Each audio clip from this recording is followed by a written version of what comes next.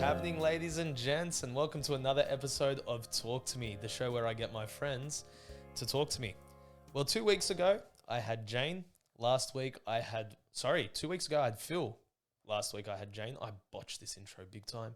And now, I've got them both. Phil and Jane, welcome.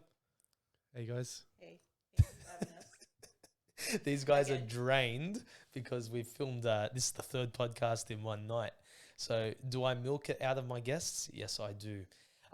Before we get started today, ladies and gents, you see the moustache. It is gorgeous. I'm going to assume it's a lot better now, it being 3 weeks later than it looks right now. It's Movember. So anytime you see this beautiful thing on my face and it bugs you, just remember there's someone in your life, there's a male in your life that's just too afraid to talk. So have a chat with them. Make sure they're okay. And while you do that, we'll get started with this episode. Guys, welcome. I'm so excited to have you guys again. Thank you. It's been a long time. It's been way too long. And mate, this time we've got little Eden. Yeah. Hi. Yeah. Nothing. I reckon she'll get into it later on. Yeah. The worst, most inappropriate time. Yeah, for sure. For sure. So we also have a live studio audience with my siblings. Welcome. Hello. Okay, so before we get into it, how did it feel doing your first podcast? Nerve-wracking. It's all right. Just felt like I was having a chat.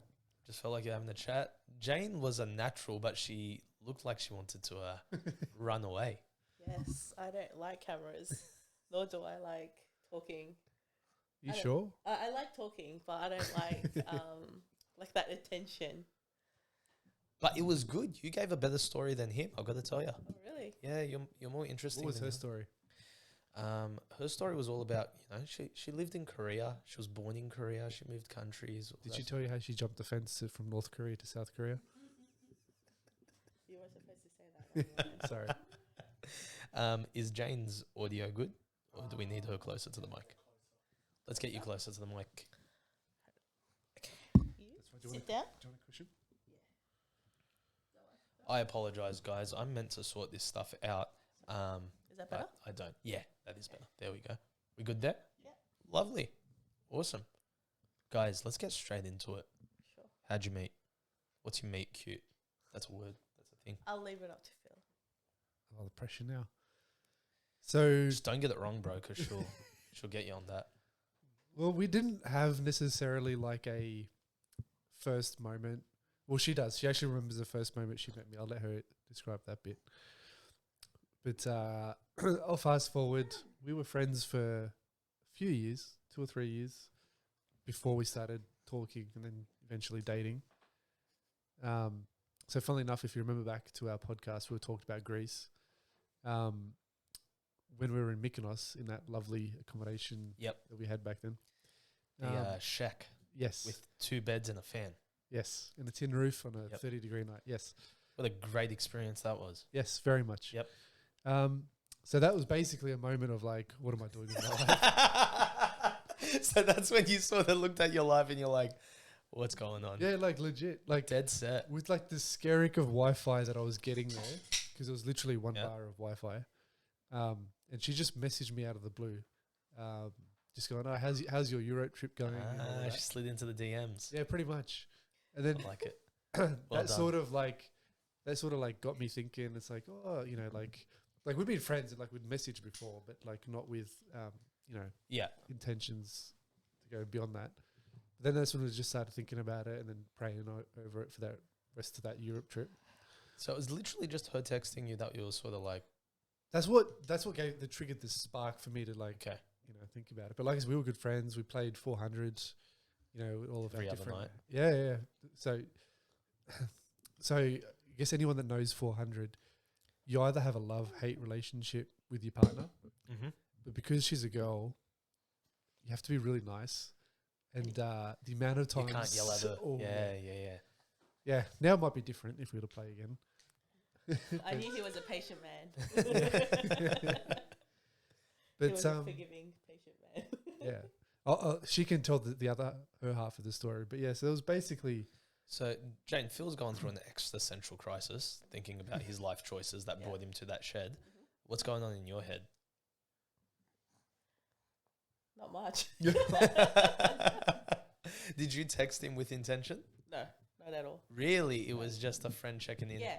So like before even that, how we kind of started talking was so there was the Father's Day.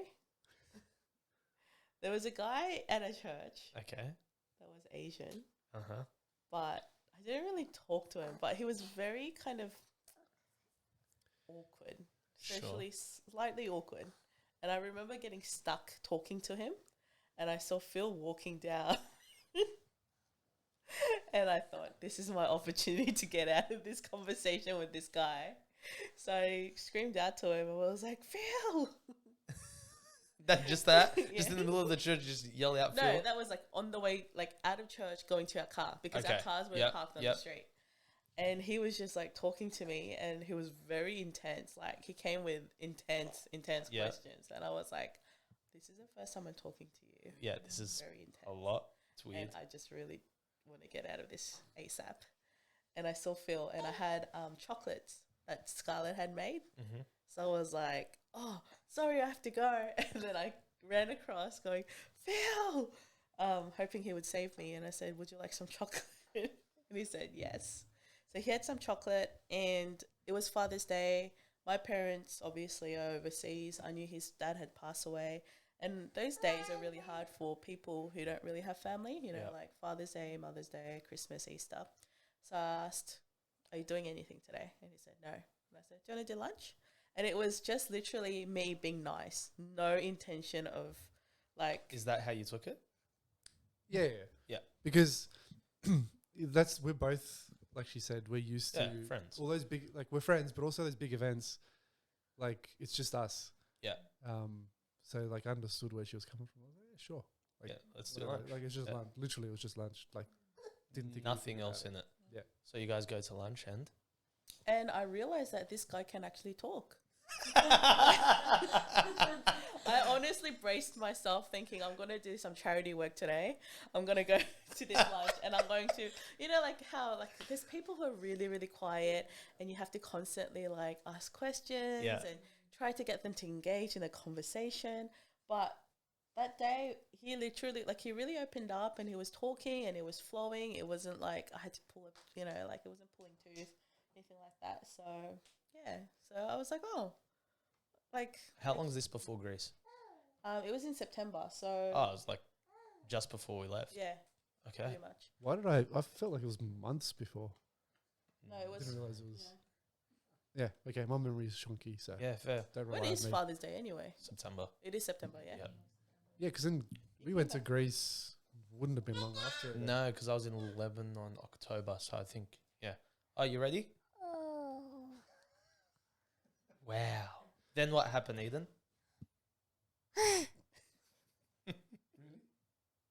And?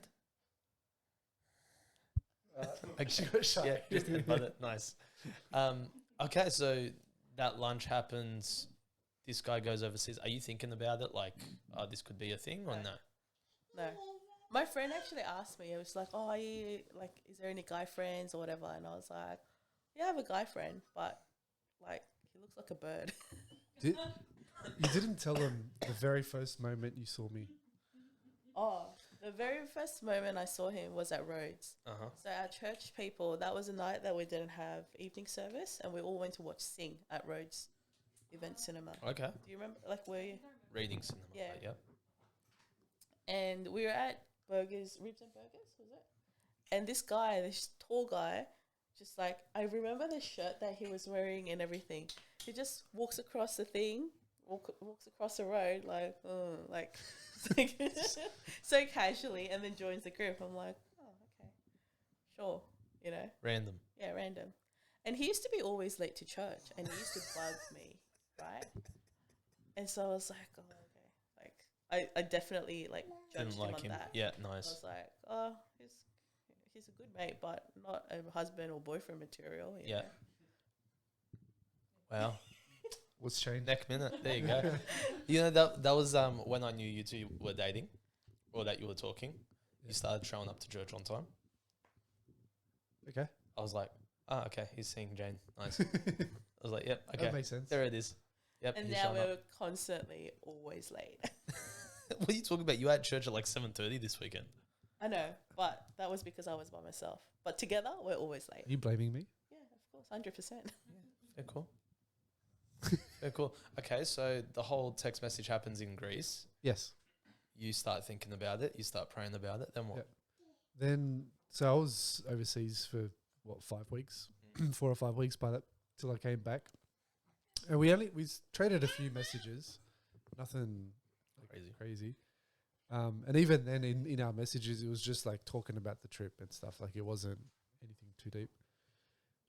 But then literally, so I got back on Saturday or something, straight to church on Sunday. Then Sunday night, you know, we're always hanging out. Usually, like 99 times out of 100, there's like everyone's hanging out on a Sunday Doing night. something, yeah.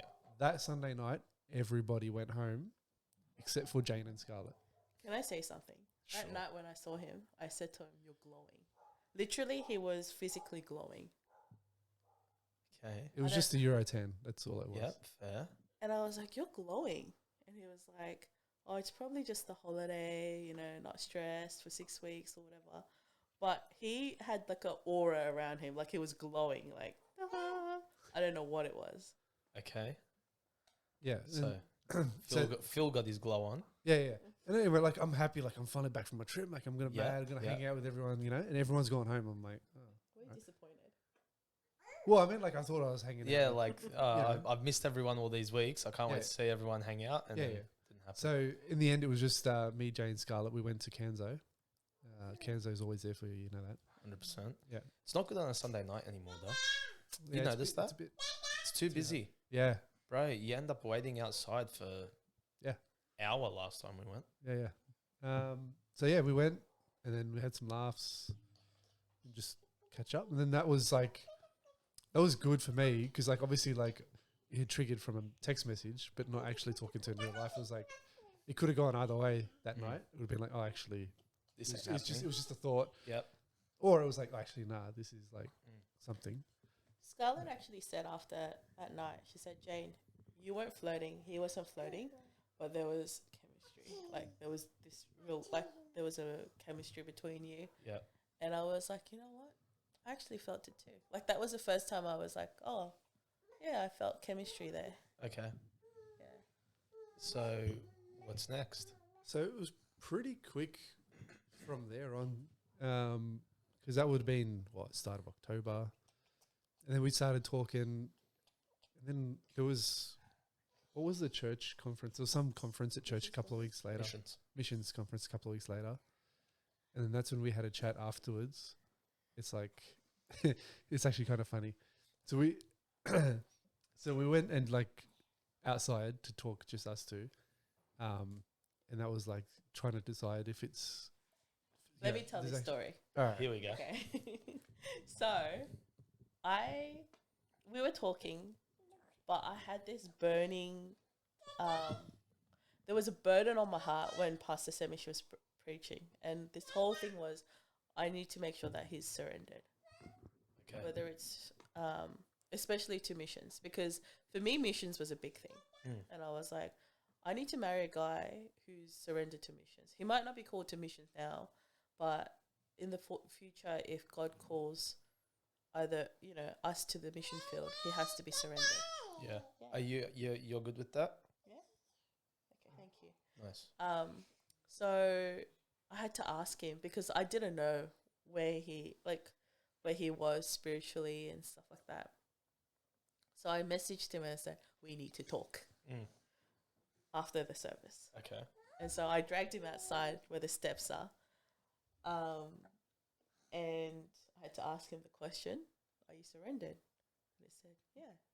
And I was like, yeah, to what? And he's like, I'm surrendered to wherever God has for me. You can continue the story. Cool. Yeah, so she asked that, and then we get into the conversation of like, actually, do you like me? Yeah. You know, So No. even before you get into No, that, it's like, that's hey, not what I said. you go into the mission field or what? nah. So she asked me, like, it was a long conversation, right? So I'm just trying to boil it down. Yeah. And then and then something along the lines of like, so do you actually like me or whatever? No, I said, I don't want to assume, Oh, yeah. but I like you. And Okay. he goes, you don't have to assume. Right? Nice. Yeah. Good line. Thinking like, Yeah. I thought that was a pretty obvious statement, Yeah. right? Later that night, she's gone home. She messages me. Was it message or call? I can't remember. And then she's like, so, just to clarify, what exactly did you mean? So Does that Oh, this mean whole so time, not that good a line then. so I thought it was like I was being I thought, smooth. bro, that was brilliant. You know, You don't have to assume, mate. Like, yeah, like, nice. yeah. Yeah, good It's quality. It's not going to be like, oh, you don't need to assume I don't like you. Yeah, 100%. It's like, that's not the way hey, that goes. you don't need to assume. yeah, Know what I mean? you know. Like, Yeah. Yeah. So yeah, so she apparently left that conversation, which didn't even finish there, right? Like we still talked. yeah. Um, So can you leave the conversation thinking, oh crap, does he actually like me, or what's the go here? Yeah, I'm Where do we go? I'm confused. Does that mean he likes me, or does that mean he doesn't like me? Like, Okay, Yeah. so be as So black and white as possible. we have Good night. a little bit of running joke every now and then where it's like to clarify, and then this is what I mean. Yeah, nice, It's like because I didn't want to assume yeah, the second time. nice. yeah. So, and then yeah, so basically dating within a month of me getting back from Europe, and then engaged 6 months later, Mm-hmm. and then married another 6 5 months months later. So it was all like it was literally a couple of days short of a year from dating to married. Nice. Hey, Eden, what's up? Go.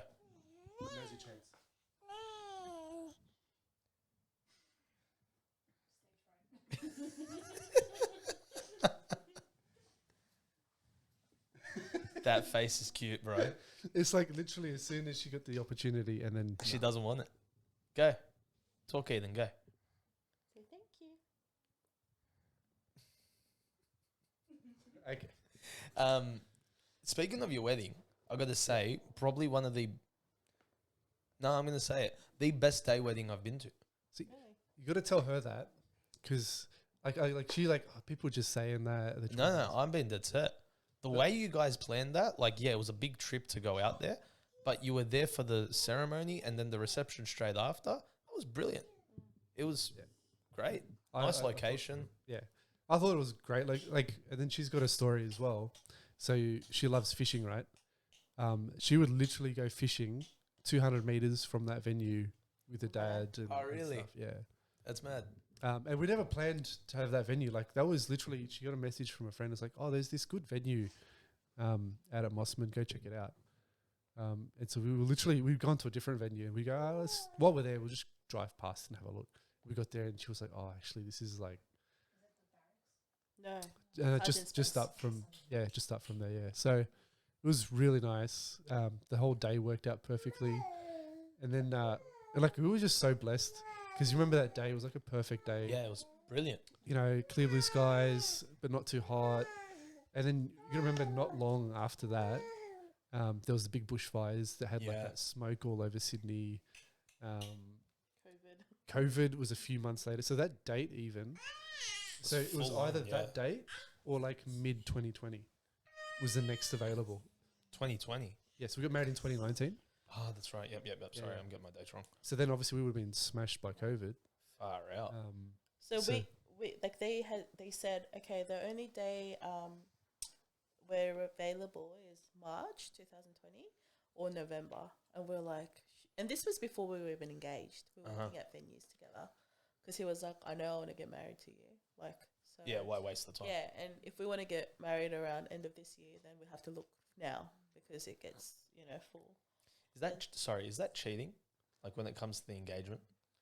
So like I would have spoken to her dad earlier if I had chance. Yeah. So obviously her parents are currently Overseas in Myanmar and all that, yeah. So I'm saying, like, is it cheating in that there's not the chance she's going to say no? I still felt those nerves. Oh, really? Yeah. That's it. Yeah. Nice. And Sorry. very consistent. Every guy I've spoken to when they popped the question, regardless, I think every single guy I know is like, of course they were going to say yes. Like there was Yeah. never a doubt. But at that moment, when you're down on one knee, you're holding the ring, it's like, oh, please say yes. What if she says no? And like all of those thoughts run through your head. Yeah. And like obviously, like we had a venue picked, we had a date picked. Her parents had said yes. Like everything was good. Mm. and like I was pretty sure she knew that I was about to propose as well, so it wasn't that much of a surprise. But yeah, no, one day when you get there, you'll have those thoughts too. Even if like you can date for like 5 years, she can go pick out her ring, you can do everything. She's still gonna say no. There's a possibility. There's that possibility. So yeah, sorry, you're looking at venues. Yeah, and they were like, "Oh, next year March or this year November," and we're like, "Okay, let's just do it." And one of my old friends, she was like, "What's the rush?" And I don't know. I was like, "We just know." Like, and he just wants to. He knows that he wants to get married, and like we're not like in our 20s anymore. It's like we're in our 30s. We're settled. You know, like there was nothing holding us back. So we're like, might as well. But now we look back, we know that God's hand was on it, 100%. Because that whole COVID thing with us. It was just like everything, even like bushfires. Like if there was bushfires and like you wouldn't have had that clear blue sky behind us, you know, like it would have been all, you know, Matt setting that location, like the way it just goes down to the thing. And it's good. And as well, like doing it there during the day is good because you can see the view. If you have a night wedding there, the view kind of gets lost. Yeah. It's we feel very blessed how it all worked out. So and nice. Yeah. This one's going off, mate.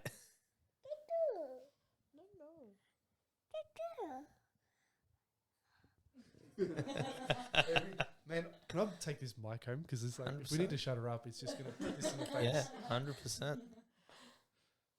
Mate, then you have this one. Yes. How's that? How's adapting to parenting? I'm very intrigued by parenting. Why? Look, because you don't need a license for it.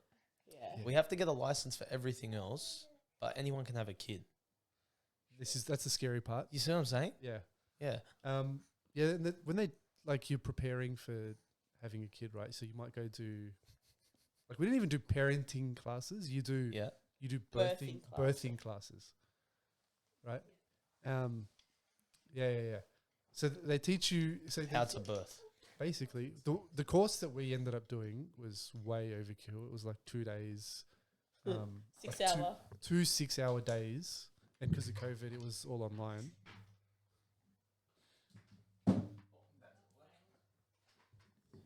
Yeah, be a baseball player. Yeah, there you go. Just don't get hit in the face. Ray can tell you about that. Yeah. Yeah. So literally 12 hours to talk about birthing to only when the actual day came went nothing like we had planned or expected or anything like that, right? Which, because of Jane's medical background, it was all right. Like, so she didn't have like this locked in plan. This is how we want to do it. If it doesn't go that way, it's all going to fall apart. She's very open, like, and it was good because, like, obviously a really long labour, emergency C-section, all of that stuff, right? But like, thankfully, everyone's obviously come out very good. Yeah. But yeah, parenting, they don't teach you about that. It's interesting. I don't know if there's an opportunity somewhere for there to be a proper parenting course. One of the things we did do though before we had Eden, or even when we were just dating, was how we were going to raise our kids. What, like what's our values? How are we going to, like in terms of discipline, the way we're going to respond to our kids. Like we just you discussed all those intricacies of it. Yeah. How important was that? I think very. Yeah. It was good, and like we did that actually before we even got engaged or anything. Like it was because it's important. Like it's an important conversation to have because this person you're obviously going to share your life with. Yeah, you're also going to co-parent, right? So if you're not aligned at that stage, it's going to come up later. Do you think you have that conversation 10 years before? Like if you were dating 10 years prior? If you're dating anybody, because obviously with us, like you're dating with the intent to marry that person. Yeah, there's no, like, who cares if you're going to have the kid 10 years down the track? 100%. Have the conversation early to understand where your foundations lie, where your principles lie. Make sure you're aligned. Obviously you're going to have godly principles to guide you. Yeah. But yeah, like there's no point finding out after you've had a kid that one parent is like super like liberal, let the kid do whatever they want, and the other one is like super strict. Yeah. And it's like, it's going to come up and it's going to be a very big area that can really rub you the wrong way. You Yeah. know, like it's gonna be a friction. Like Because you sort of don't know what type of parent you're going to be until you have the kid, but you know what values you want to place and set in store for that kid. Yeah, and even though we're very aligned Yeah. in a lot of ways, there's also bits that we're a little bit different. I think fundamentally, it's not the fundamentals. Oh, that's a different story, 100%. Yeah, but like obviously, and it's pretty consistent. Most guys are the more relaxed parent, and mums are generally a little bit more anxious, a little bit. Not saying that Jane is an anxious parent and like hovering. Yeah. I but see I'm what just you're saying. Like if you put it on a scale, she's going to lean a little bit more that way. I'm going to lean a little bit more the other way. So I even think being, the worst case scenario. oh yeah, also the fact that she's an ambo, she's Yeah. only seen worst case scenarios. Yeah. So that jumps to mind, right? Yeah. So even being so aligned, you're still gonna, I wouldn't say tension, but there's still gonna be points where you're gonna like be up against each other. So That's the whole compromise thing, right? yeah, absolutely. So that's why at least if you're solid in your foundation and your key principles, the other bits you can work on, and you will have to like. Nothing's gonna be perfect I'm not married, but I'm going to assume that's marriage in general, though, right? with everything. You have your fundamentals, the thing that you built, well, your foundation's Christ, so you've built your relationship on that, and anything he says goes, and that's how you're going to raise your relationship. But then when there's those odd differences, it's just compromising the entire way Sometimes through. not just odd. There's a lot. Yeah. Yeah. There's like stuff you never even think to talk about, right? Because we did like marriage counseling, right? Mm-hmm. And it hits all the obvious stuff that you would think to talk to about someone before you get married, right? Like, and obviously when you do your marriage counseling, there's sort of like a guideline on how to talk, what you need to talk about. How to you know. resolve like conflict. Yeah, and it sort of teaches you some parts like how to talk and all of that. But it's like your finances. How do you want to deal with finances? How do you want to deal with when it comes to an argument, or how do you want to deal with that?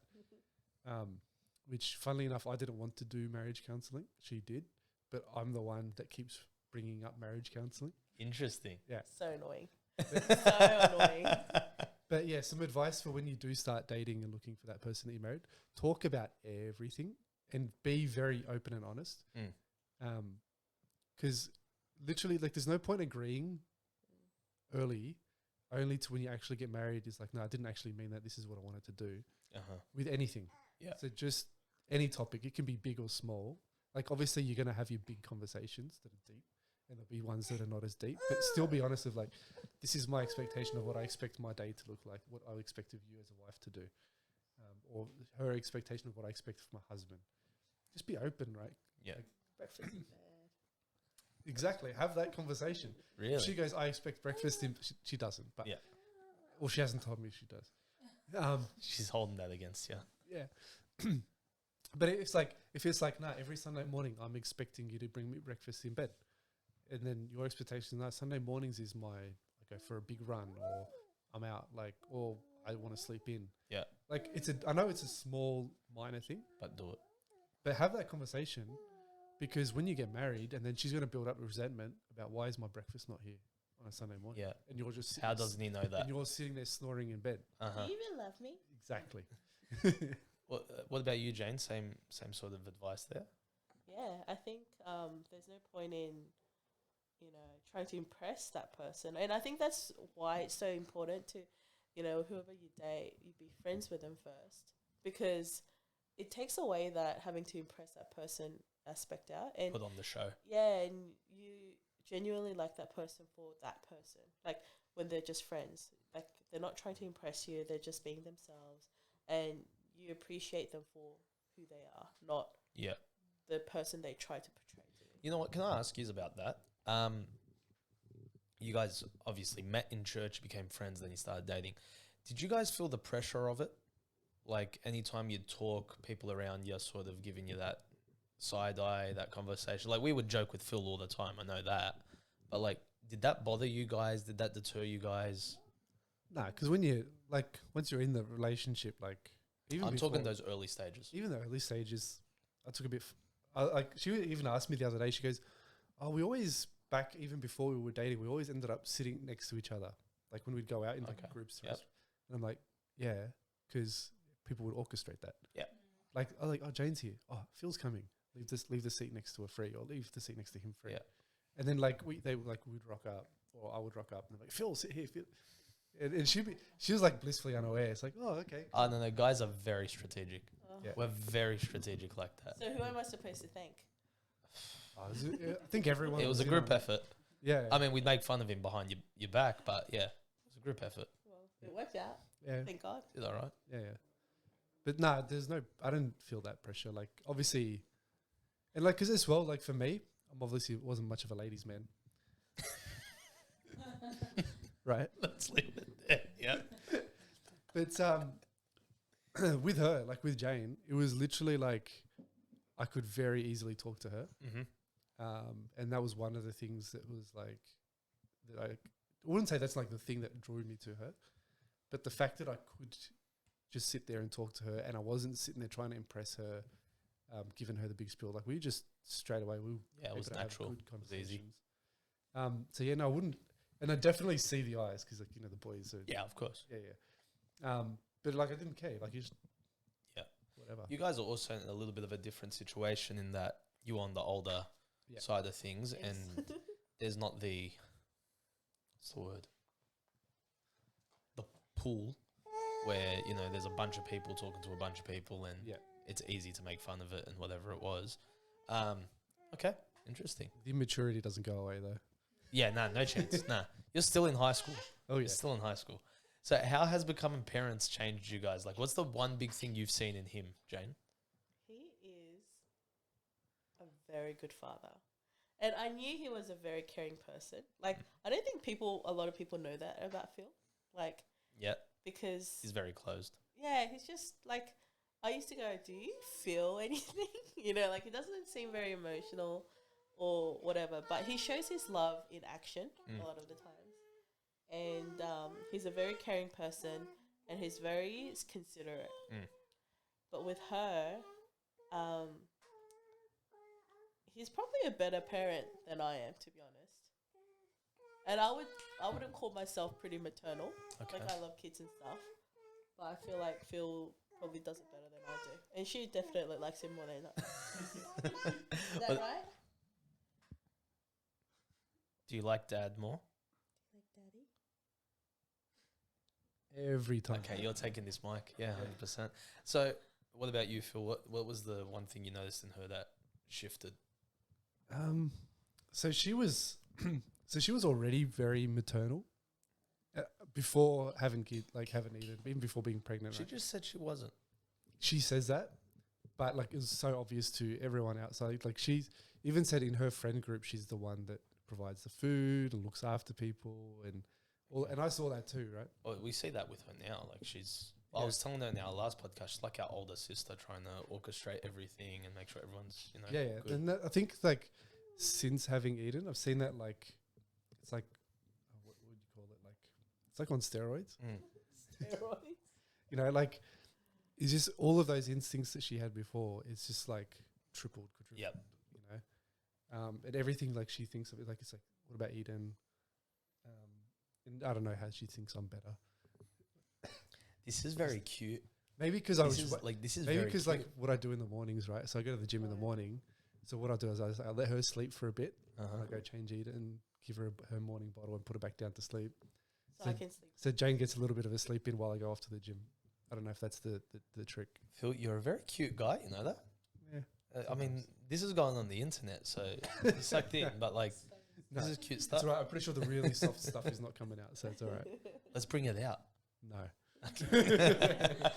All right, let's change pace then. The one thing I did want to ask you two about, and by the way, I'm going to thank you guys publicly online for your advice the other night. Really appreciated it. We were talking about ministry and being involved in ministry, family wise, and just how to make it work logistically. What was it like? That's one thing that you two share. You both grew up in ministry-based households. Your dad was a pastor, your dad's a missionary. How was that, and what similarities did you find when you guys ended up talking about that? Honestly, a lot of freakishly similar stories. To the point, like, so we'll start when I was in Myanmar for the first time talking to her parents, and then they were showing me pictures of Jane. And then they're like, oh, show us a picture of your mum. Hmm. And I was like, okay. So I pulled out my phone and showed. And then her dad saw the photo. It's like, oh, I know that woman. It's like, what do you mean? He says, like, yeah, when we came to Australia, it's like they had the same calling that my parents had. And that was sort of like to the Middle Eastern and Muslim migrants to Australia. That's crazy. And so my parents were already established in Sydney at the time. And they had like a drop-in centre that they were running. And so he went in, and that was after my father had passed away, so it was just my mum. And he went in and he met and spoke with her and trying to get, advice on what to look out for and where he might help and fit in. They never really talked again after that for like however long it's been since then. But yeah, so it was like literally from the point when they came to Australia with that intent, they came to Australia for the same reason. But then like everything, like both being like pastors running a church, us having, you sort of live, and you were speaking about it before we're talking about doing the podcast, about all the stuff you have to do as a kid with a family that, is doing it, running a church or supporting a church or working within a church.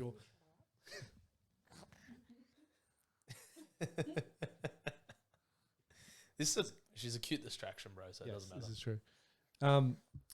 So like we had all of this, like a lot of very similar stories, like doing deputation, being out on the road, sort of the hardships of being in that, like, it's like kind of like spotlight, but it's different when your parents are the ones running a ministry.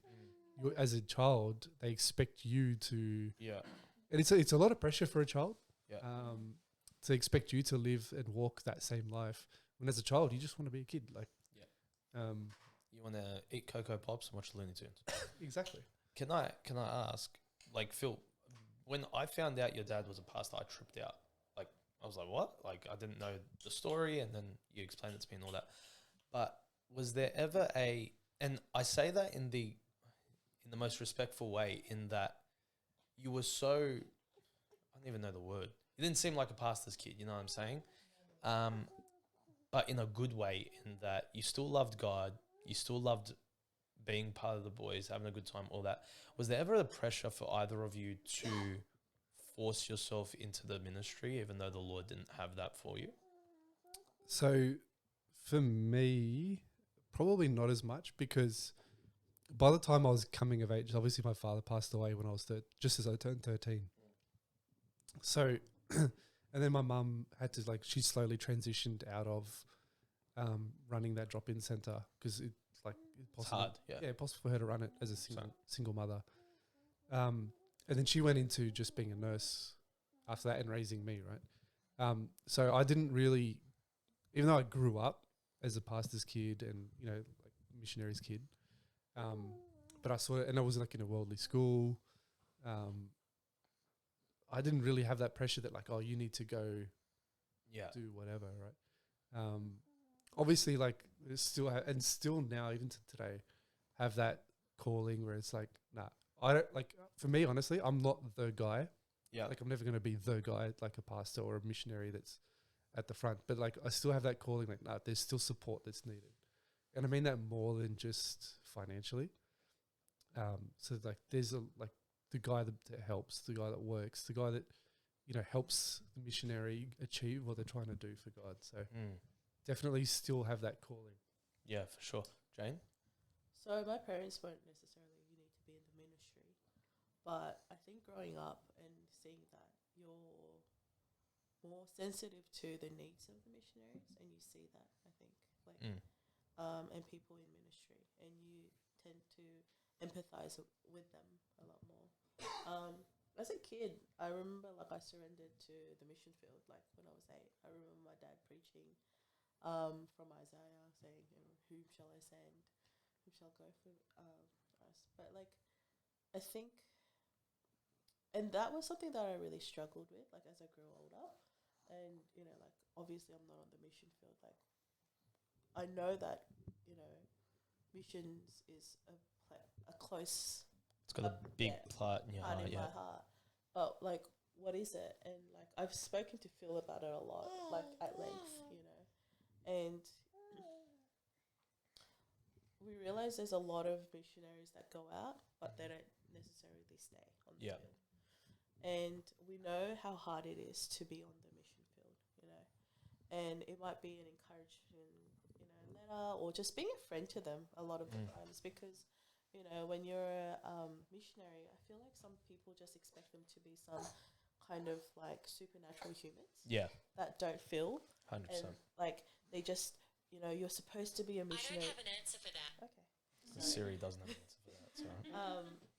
They just expect them to run and run and run without, Yeah. um, It's easy to forget people in ministry are people. yeah, human Yeah. best at the end of the day, and they get really lonely. And like last time I spoke to you, I said like how they become foreigners in wherever they go, Yeah. and sometimes you just need a friend, not necessarily, oh, how's your ministry going? So like, how is Yeah. it going? Tell me about your ministry. No, like tell me about your life.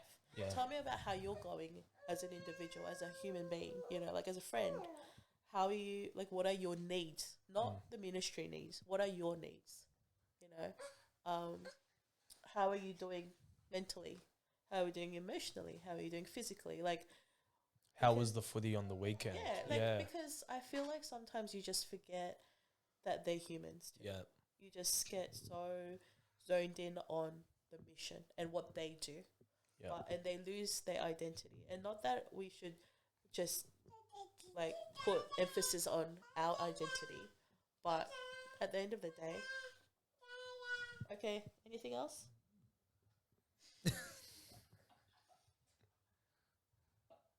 You done? Can I talk? It's amazing. It is literally every time. Yeah.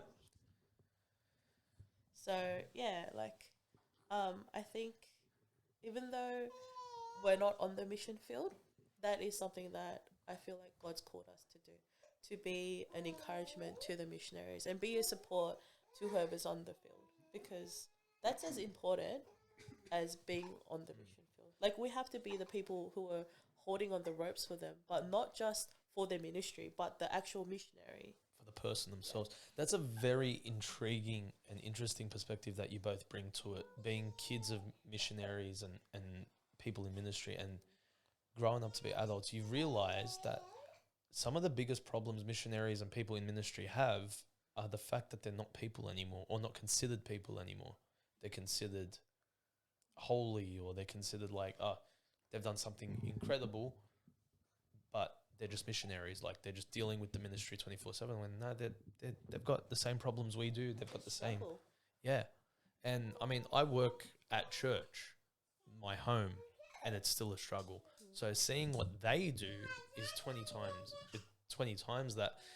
It's beautiful to see that you guys have noticed that, and that's where God's sort of pushing you guys to help in that regard, in supporting our missionaries, because the biggest issue we have right now is missionaries are going, but they're coming back about 3 years later. Exactly. We want to see some longevity out there, and we want to see the younger generation saying, no, I want to be a missionary, because I feel like that career, not career path, but that lifestyle has sort of shifted. Yeah. People don't really want to do it. And it's sad to see that too, like it's a hard life, but it's as rewarding. Like, we saw Eden. What else do you want to say?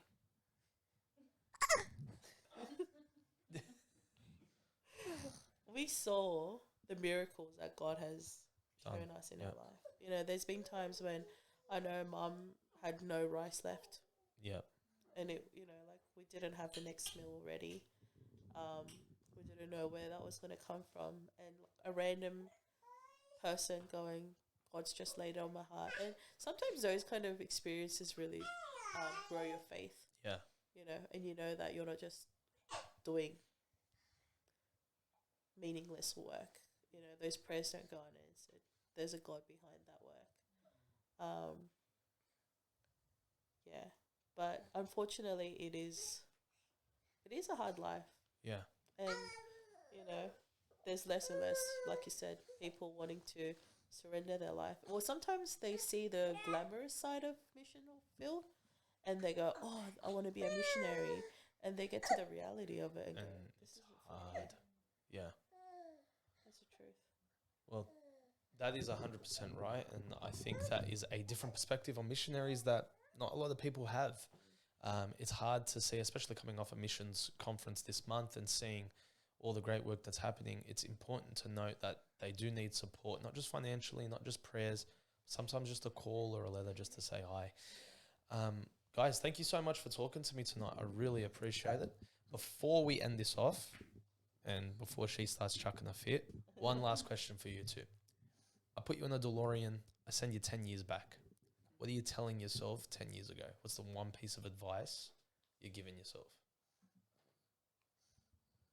I don't know. Can I say go find Jane? But no, wait, wait, hold on. There's a caveat. I don't know if I actually would say that because I don't think Jane would Have liked. I don't think she would have liked me 10 years ago. Yeah, that's fair. She said that too. Yeah, that's fair. Yeah. So maybe it would be some advice to change my course. Okay. Nice. Jane?